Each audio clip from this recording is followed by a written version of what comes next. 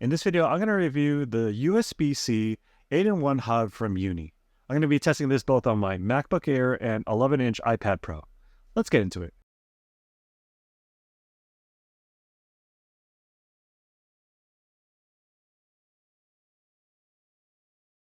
In 2015, Apple introduced their first product with USB-C with a 12-inch MacBook. Now, although I never owned that product, I love the idea of it. I loved the design of it. I wish I actually did own it.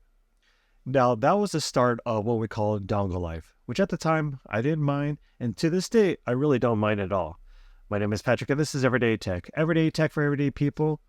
And as someone who works in a hybrid arrangement where I only go into the office about a few times a week, I'm usually at home or out and about in the city at a coffee shop those other days. And when I'm out and about, I want to make sure I have everything with me, but carry as little as possible. This is where the 8-in-1 hub comes in from Uni. Now, full disclosure, Uni did reach out to me and ask me if I would like to review this product. Although they did provide this product to me for free, they're not reviewing this video before it goes up. All my opinions are my own. Let's take a quick tour around the product. This being a USB-C hub means obviously that you're going to be connecting to your computer or tablet via this detachable USB-C cable. This is a 22 centimeter or a little bit over 8.5 inch cable. Now, this being detachable means that you can replace it if something happens to this cable, if it gets damaged. Also, if you need to connect a longer cable, you can do so. You have that option.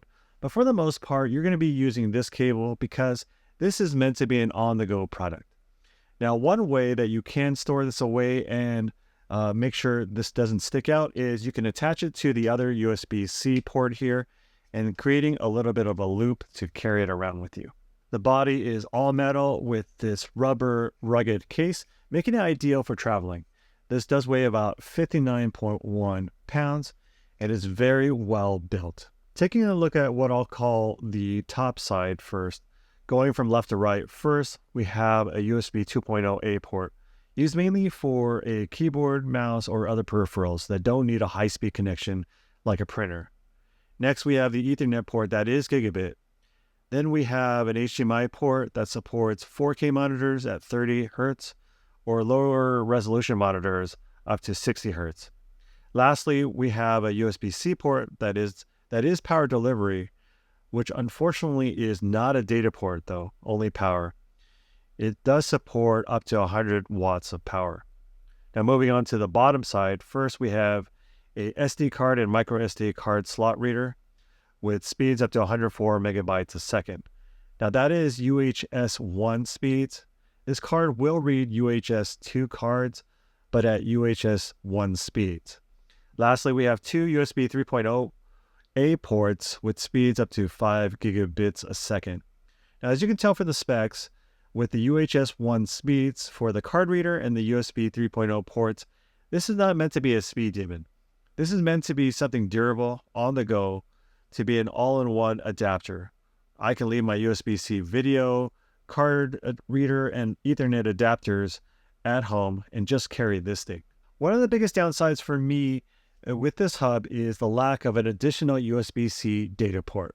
Now, with everything moving to USB-C, and even part of the reason why this hub exists, it would have been nice to have an additional USB-C data port. I don't even need it to be very high speed. USB 3.0 speeds is just fine with me.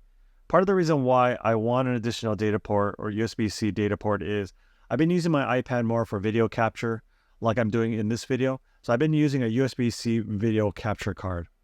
Now I could plug it directly into the iPad like I'm doing now, but part of the reason why I want to use a hub is I want to plug it into the hub and then also plug this into the iPad where I can power up the iPad at the same time for longer recording sessions.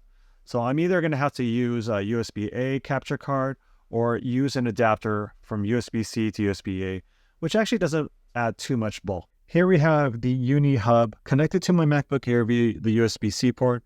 I have a monitor hooked up via HDMI. This is also a USB-C monitor, so I could hook this up directly to my MacBook Air, but I kind of wanted to show you that the monitor is working. I did have my 35-inch ultra-wide monitor hooked up to it earlier without any issues. I did use this for an event yesterday, hooked this up to a TV, It worked flawlessly as well. In system information, we show it running at 5 gigabits a second as far as speed is concerned. And in the network, I won't show it to you right now, but in the network section, it does show up as an Ethernet device as well. Here we have my YouTube Studio on a stand, and I'm using my iPad Pro as a camera field monitor. I have 2 separate videos, one on setting up this entire thing, and then also one specifically on using the iPad as a camera field monitor. They'll check it out in the description below. But one of the questions I got was using this iPad as a camera field monitor is how do I power it up while using it as a camera field monitor? This is where the Uni hub comes in, and any kind of hub that may work. Not all hubs will work this way, but basically I have the HDMI out going into a capture card, in this case a Camlink 4K, and then we're powering this setup using the USB-C port going into a power bank, but you can plug it into a wall adapter as well.